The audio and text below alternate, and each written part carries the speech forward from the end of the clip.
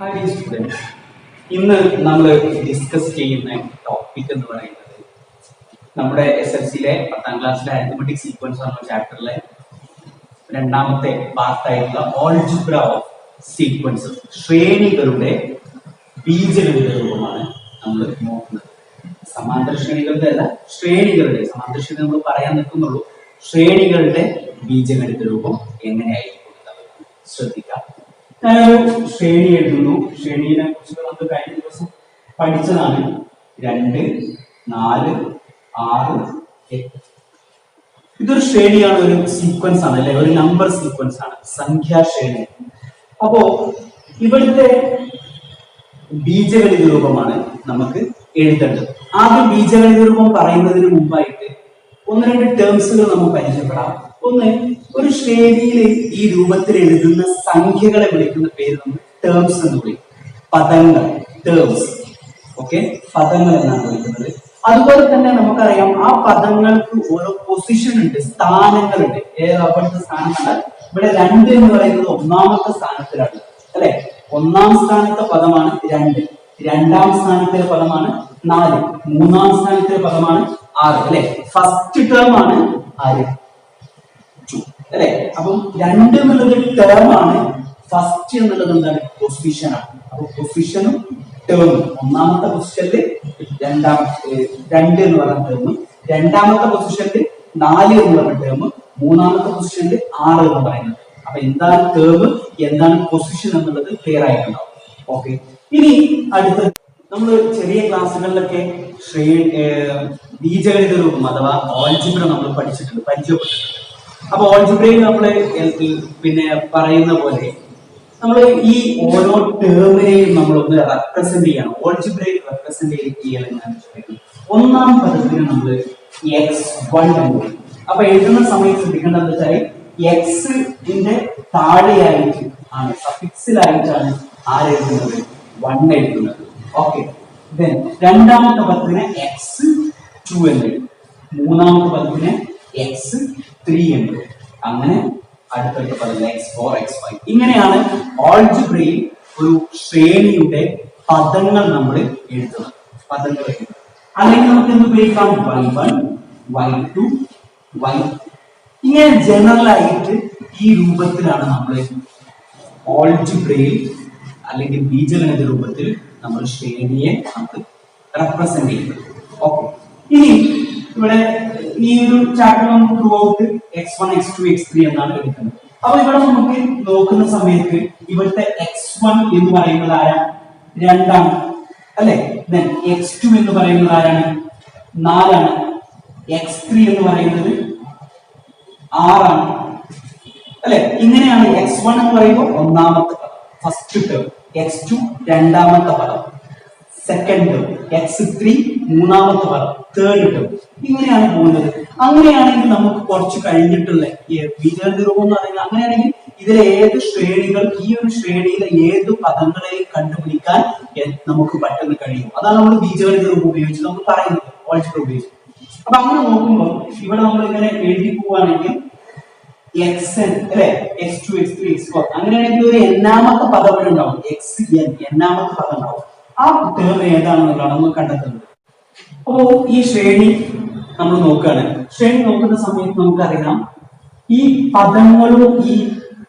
പദങ്ങളും സ്ഥാനവും അല്ലെ, ടേമും പൊസിഷനും തമ്മിലുള്ള ബന്ധം എന്താണെന്ന് നോക്കിയാൽ മതി. അപ്പൊ നോക്കൂ, ഫസ്റ്റ് എന്ന് പറയുന്നത് 1x2 അല്ലേ, അടുത്തത് 2x2 അല്ലേ 4, 3x2 അല്ലേ 6, 4x2 അല്ലേ 8. അങ്ങനെ പറഞ്ഞു കഴിഞ്ഞാൽ നമുക്കറിയാം ഇതെന്ന് പറയുന്നത് എന്താണ്? 2ന്റെ ഗുണിതങ്ങളാണ് അല്ലെ, 2ന്റെ മൾട്ടിപ്പിൾസ് ആണ് ഈ 2, 4, 6, 8 എന്ന് പറയുന്ന ഈ ഒരു ശ്രേണി എന്ന് പറയുന്നത്. അങ്ങനെയാണെങ്കിൽ നമ്മൾ എഴുതി പോവുകയാണെങ്കിൽ എന്നാമതൊരു പദം ഉണ്ടാവും അല്ലെ, അതെന്തായിരിക്കും? 2x n ആയിരിക്കും അല്ലെ. ഒന്നാമത്തെ പൊസിഷനിലുള്ളത് 1x2, രണ്ടാമത്തെ പൊസിഷനിലുള്ളത് 2x2, മൂന്നാമത്തെ പൊസിഷൻ 3x2. അങ്ങനെയാണെങ്കിൽ എന്നാമത്തെ പദം, എന്നാമത്തെ ടേം, എന്നാമത്തെ പൊസിഷനിൽ ഉള്ള പദം എന്ന് പറയുന്നത് എന്തായിരിക്കും? 2n, n×2 അല്ലെങ്കിൽ 2n ആയിരിക്കും. അപ്പൊ നമുക്ക് എഴുതാം xn എന്ന് പറയുന്നത് എന്താണ്? 2n. xn എന്ന് പറയുന്നത് 2n ആണ്. ഓക്കെ, ഇനി നമുക്ക് വേറൊരു എക്സാമ്പിൾ നോക്കാം.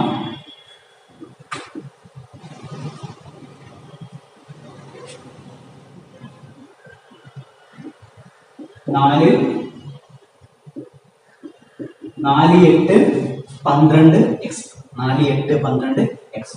അവിടുത്തെ ഒന്നാമത്തെ first term x1 4, second term x2 8, third term x3 12. Okay, അപ്പൊ ടേമും പൊസിഷനും ക്ലിയർ ആയിട്ടാവും വിചാരിക്കുന്നു. അങ്ങനെയാണെങ്കിൽ എന്നാമത്തെ ടേം അല്ലെ, നമുക്കിത് നോക്കിയാൽ അറിയാം 1 into 4 അല്ലെ, ഇത് 4 ന്റെ മൾട്ടിപ്പിൾസ് അല്ലേ. 1 into 4 4, 1 into 2 into 4 8, 3 into 4 12 അല്ലെ, 4 ന്റെ മൾട്ടിപ്പിൾസ് അല്ലേ. അങ്ങനെയാണെങ്കിൽ എന്നാമത്തെ ടേം എന്ന് പറയുന്നത് എന്തായിരിക്കും? 4n അല്ലെ. 1 into 4 2 into 4. അപ്പൊ 1 2 3 എന്നൊക്കെ പറയുന്നത് ഇവിടെ എന്താണ്?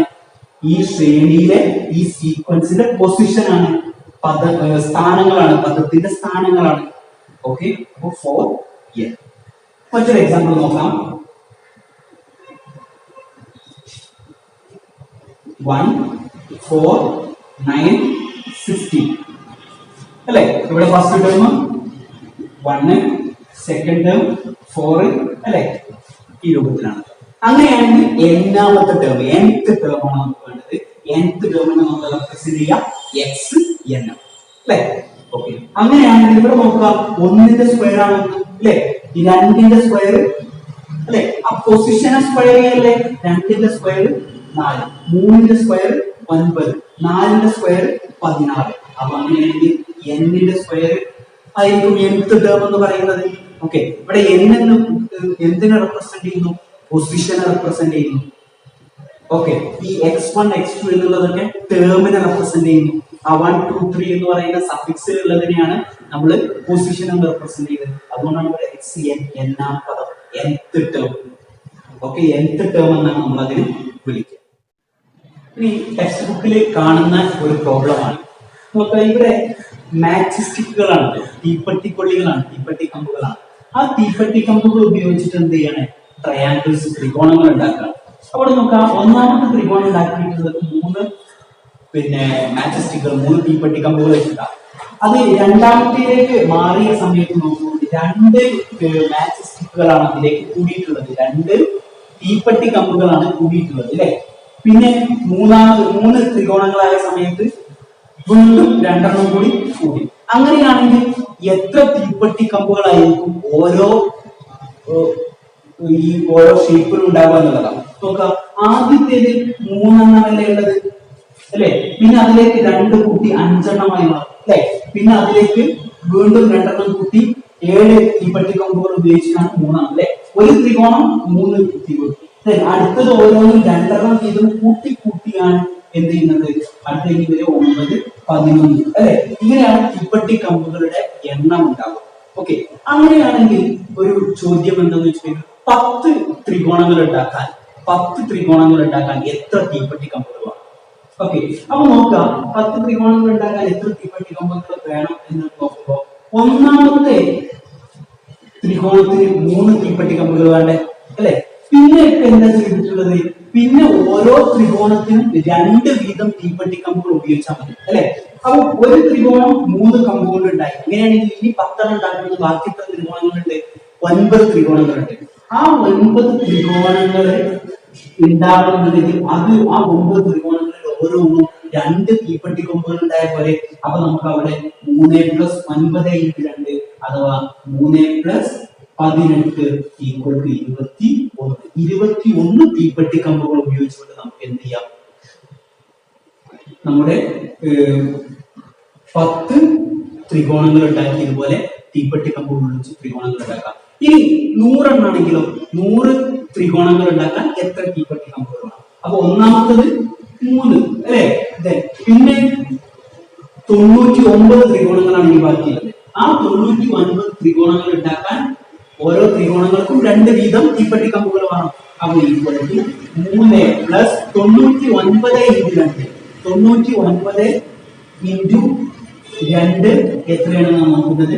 അപ്പൊ 198 അല്ലെ. 99 × 2 198. ഈക്വൽ ടു 201 തീപ്പെട്ടി കമ്പുകൾ ഉണ്ടായി കഴിഞ്ഞാൽ നമുക്ക് എന്ത് ചെയ്യാൻ പറ്റും? ഈ ഒരു 100 ത്രികോണങ്ങൾ നമുക്ക് ഉണ്ടാക്കാൻ പറ്റും. ഓക്കെ, ഇനി അങ്ങനെയാണെങ്കിൽ n ത്രികോണങ്ങൾ അല്ലെ, n ത്രികോണങ്ങൾ, ഇതിലെ എന്നാം പദം എന്ന് നേരത്തെ നമ്മൾ പറഞ്ഞ പോലെ n ത്രികോണങ്ങൾ ഉണ്ടാക്കാനാണെങ്കിലോ നോക്കാം. ഇതുപോലെ തന്നെ ആദ്യത്തെ ത്രികോണം ഉണ്ടാക്കാൻ എത്ര വേണം? 3 മാക്സ്റ്റിക് വേണം, 3 തീപ്പെട്ടി കമ്പുകൾ. ഇനി പിന്നെ വരുന്ന ട്രയാങ്കിൾസ് അല്ലെ, ഓരോ ട്രയാങ്കിൾ എന്ന് പറഞ്ഞാൽ നമ്മൾ നേരത്തെ 10 ത്രികോണം ഉണ്ടാക്കുന്ന സമയത്ത് നമ്മൾ ഇവിടെ 9 കിട്ടി. നമ്മുടെ n ത്രികോണങ്ങളാണെങ്കിൽ n മൈനസ് 1 ഇൻറ്റു 2 എന്ന് എടുക്കണ്ടേ? n മൈനസ് 1 ഇൻറ്റു 2 ക്ലിയർ ആണോ? അപ്പൊ നേരത്തെ നമ്മൾ 100 ഉണ്ടാക്കി, 100 ത്രികോണം ഉണ്ടാക്കിയ സമയത്ത് 3 പ്ലസ് 99 ഇൻറ്റു 2 100 ആവുമ്പോൾ 99 ഇൻറ്റു 2. അപ്പൊ എന്താകുമ്പോ n മൈനസ് 100 വർഷത്തിൽ 99 കിട്ടുന്നത്. സോ അങ്ങനെയാണെങ്കിൽ 3 പ്ലസ് 2n മൈനസ് 2 അല്ലെ, മൾട്ടിപ്ലൈ ചെയ്യാം. 2 into n 2 into minus 3 minus 2 equal to 1. അപ്പൊ 2n പ്ലസ് 1.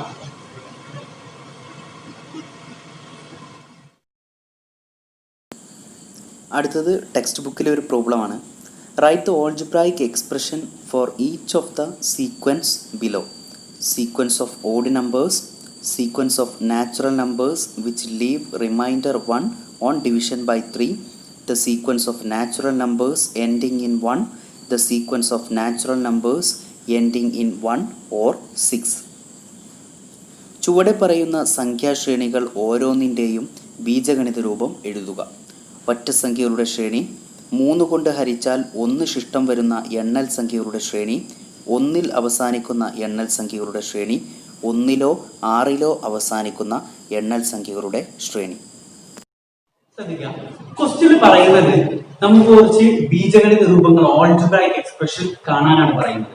കുറച്ച് സീക്വൻസ്, കുറച്ച് ശ്രേണികൾ നമുക്ക് തന്നിട്ടുണ്ട് അല്ലെ. ഒന്നാമത്തെ ശ്രേണി പറയുന്നത് ഒറ്റ സംഖ്യകളുടെ അല്ലെങ്കിൽ ഓഡ് നമ്പേഴ്സിന്റെ സീക്വൻസ് ആണ് അല്ലെ, ഒറ്റ സംഖ്യകളുടെ ശ്രേണിയാണ്. അപ്പൊ നമുക്കറിയാം ഒറ്റ സംഖ്യയുടെ ശ്രേണി 1, 3, 5, 7 എക്സെട്ര അങ്ങനെ പോകും ഒറ്റ സംഖ്യകളുടെ ശ്രേണി അല്ലെ. അപ്പൊ നമുക്ക് ഇതിന്റെ ബീജഗണിത രൂപമാണ് കണ്ടെത്തേണ്ടത്. നമുക്ക് നോക്കാം. നമുക്ക് ആദ്യത്തെ സംഖ്യ നമുക്ക് 2 ഇൻറ്റു 1 മൈനസ് 1 കൂടെ 2 ഇൻറ്റു 1 മൈനസ് 1 അല്ലേ 1. ഓക്കെ, ഇനി അടുത്തത് 2 ഇൻറ്റു 2 മൈനസ് 1, 2 2 4, 4 മൈനസ് 1 എന്ന് പറഞ്ഞാൽ 3 അല്ലേ.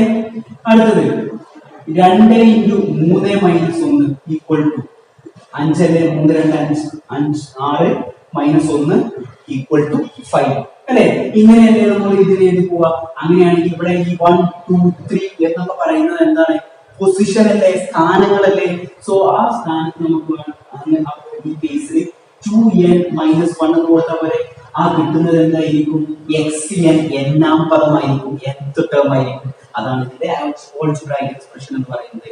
xn equal to 2n minus 1.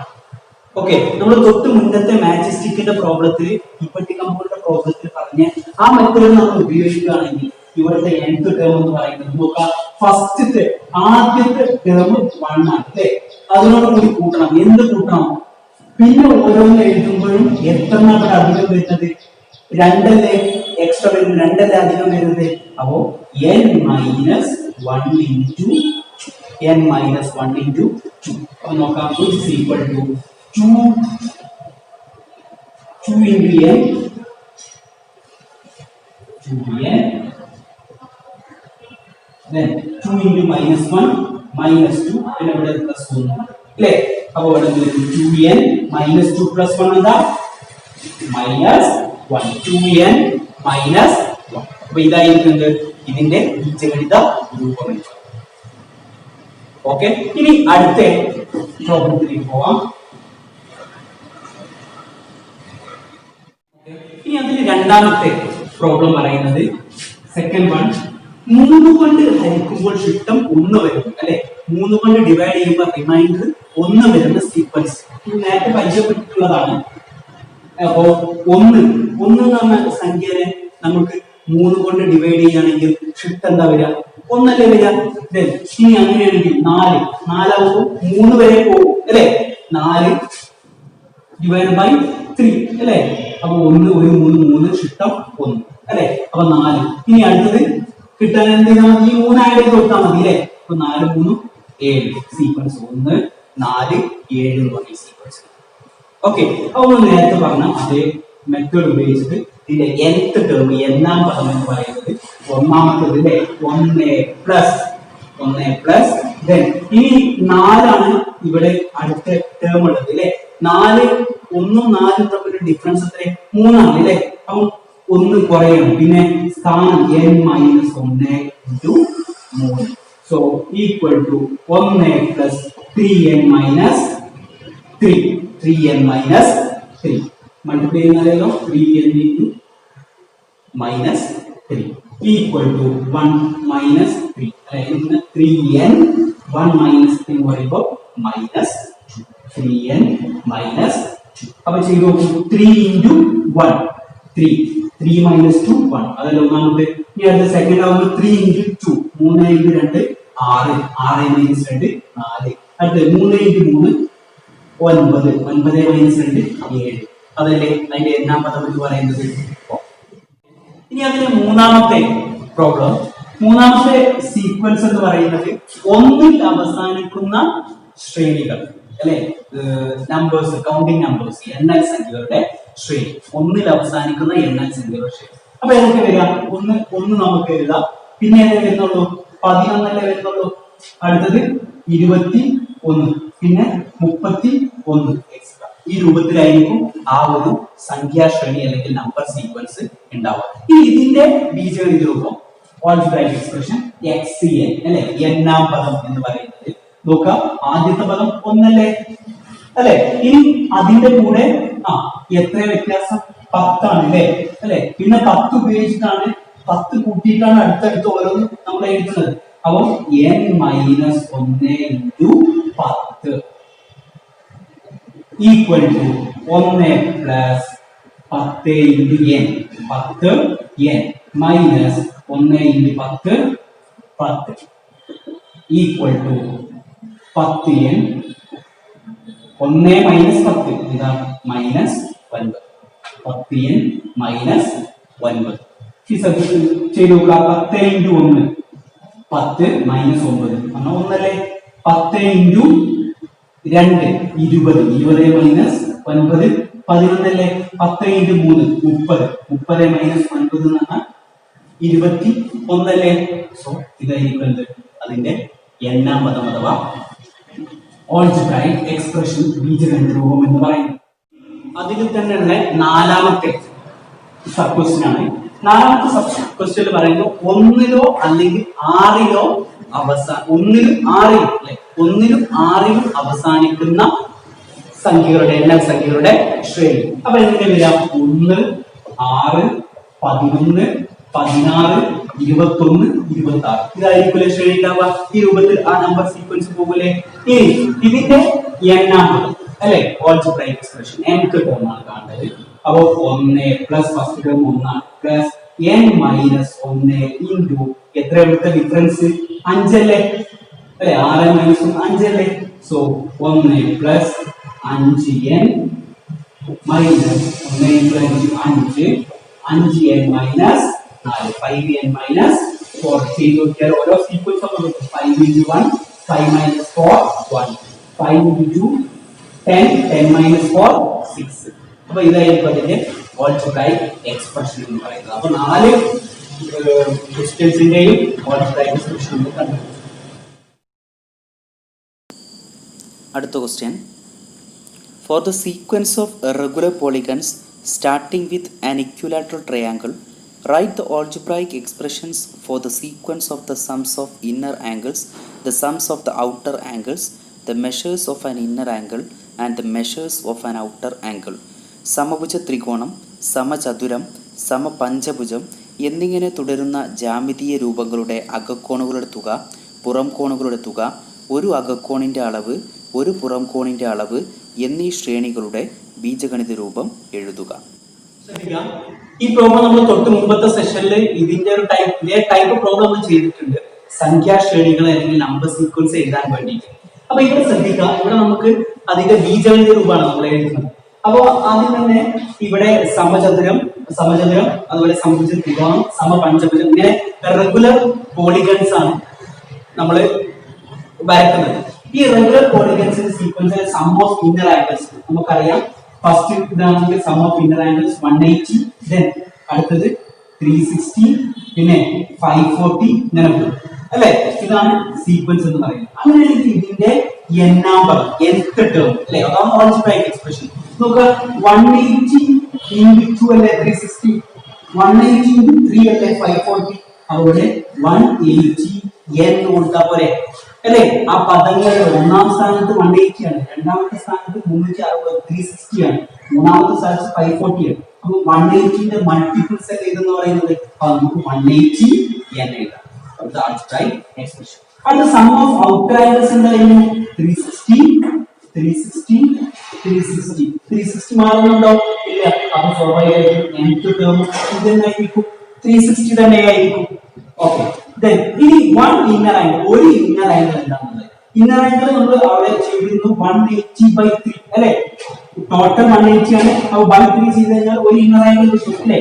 അതുപോലെ 360/3 360/4 540/5 അല്ലെ. 3 കോണുകളാണുള്ളത്, അടുത്തത് 4 കോണുകളായി, അടുത്തത് 5 കോണുകളായി അല്ലെ. ഡിവൈഡ് ചെയ്താൽ മതി. അപ്പൊ ഇതിനെ നമുക്ക് nth ടേം ആക്കി മാറ്റി എഴുതാൻ പറ്റും. നോക്കുക, 180ന്റെ മൾട്ടിപ്പിൾസ് അല്ലേ മുകളിലുള്ളത്, 180ന്റെ മൾട്ടിപ്പിൾസ്. അപ്പൊ അതിനൊക്കെ നമുക്ക് 180 n മാത്രം എഴുതിയാൽ പോലെ 180 into n. അപ്പൊ 180 into 1 കൊടുത്തു കഴിഞ്ഞാൽ ഇത് കിട്ടും, 180 into 2 കൊടുത്തു കഴിഞ്ഞാൽ. ഇനി ഡിനോമിനേറ്റർ അതേപോലെ നോക്കണം. ഡിനോമിനേറ്റർ ഇവിടെ നോക്കുക, ഇവിടെ നമ്മൾ n എന്താ എടുക്കുക, 1 തന്നെ എടുക്കുക.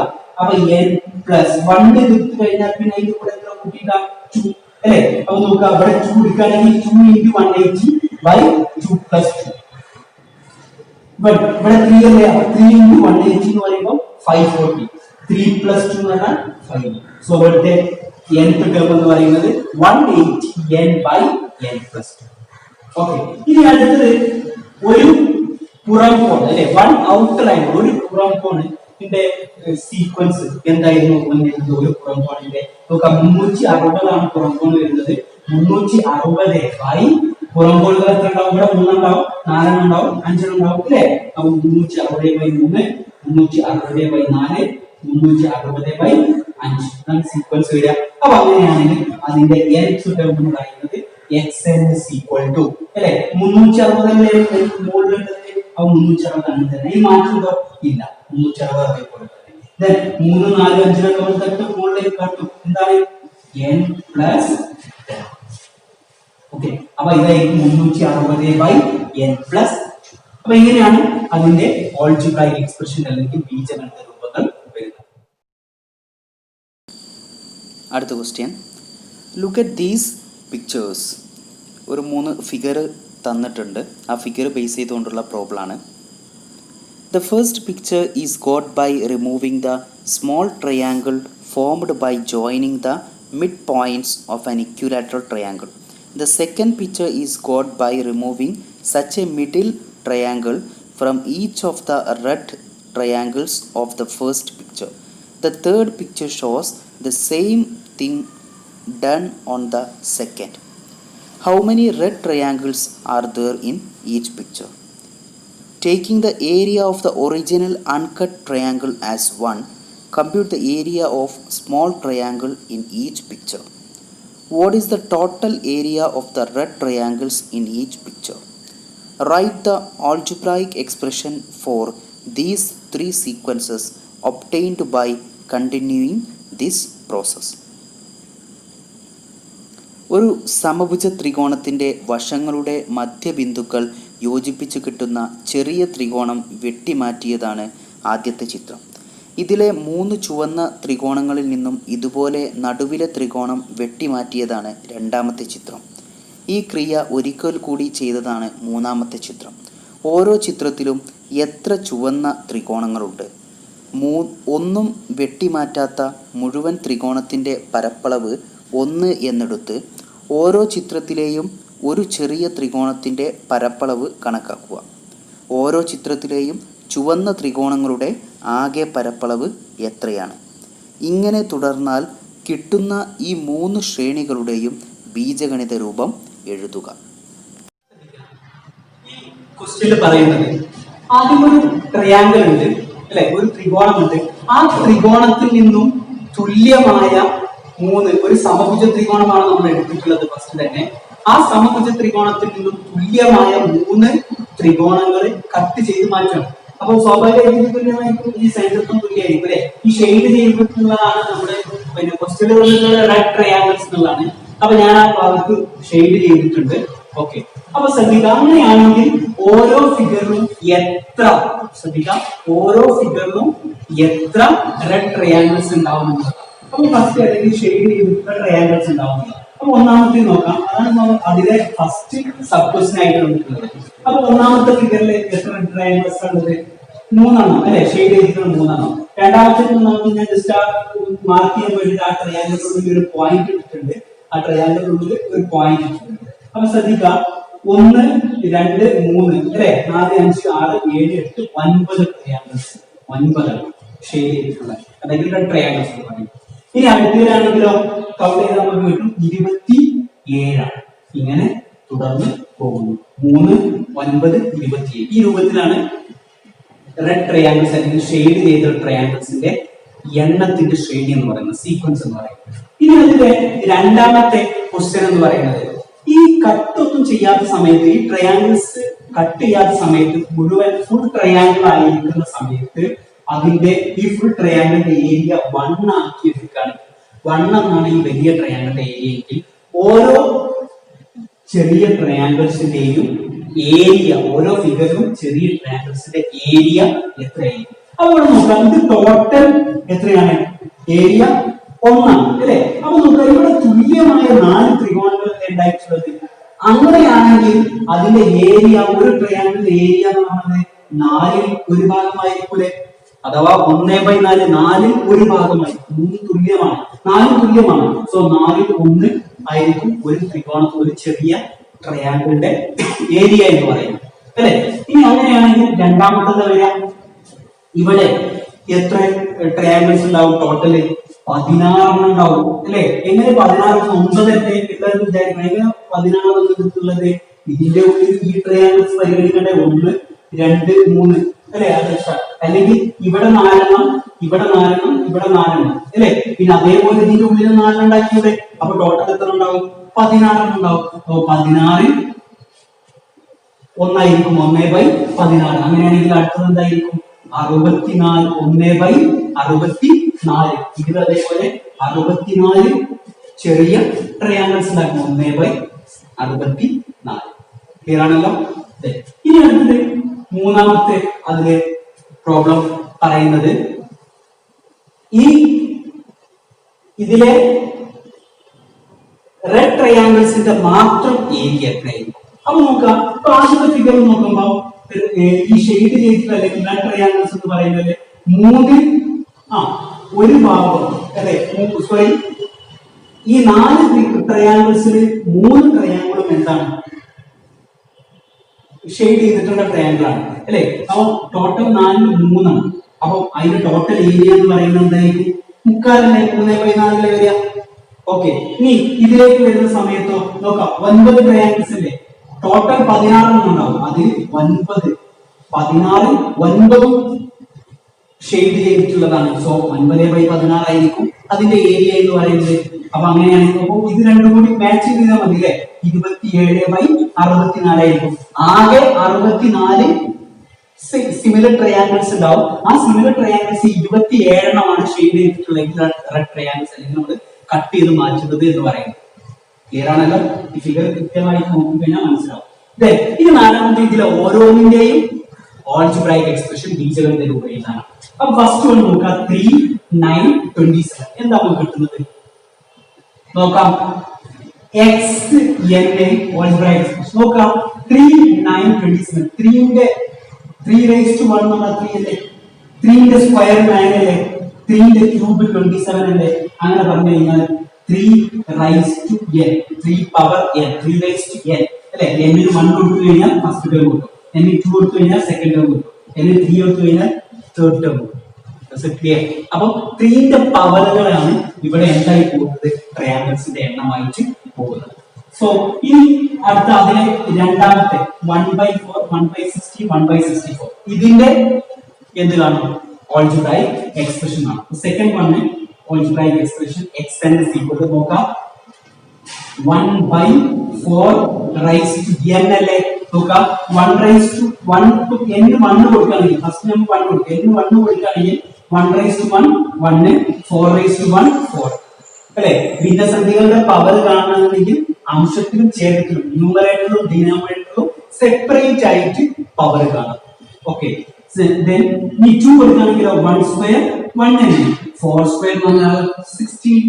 then അടുത്ത 3 കൊടുക്കുകയാണെങ്കിലോ 1 റൈസ് ടു 3 എന്നാൽ 1 തന്നെ, 4 റൈസ് ടു 3 എന്ന് പറയുമ്പോൾ എന്തായി 64 ആയി.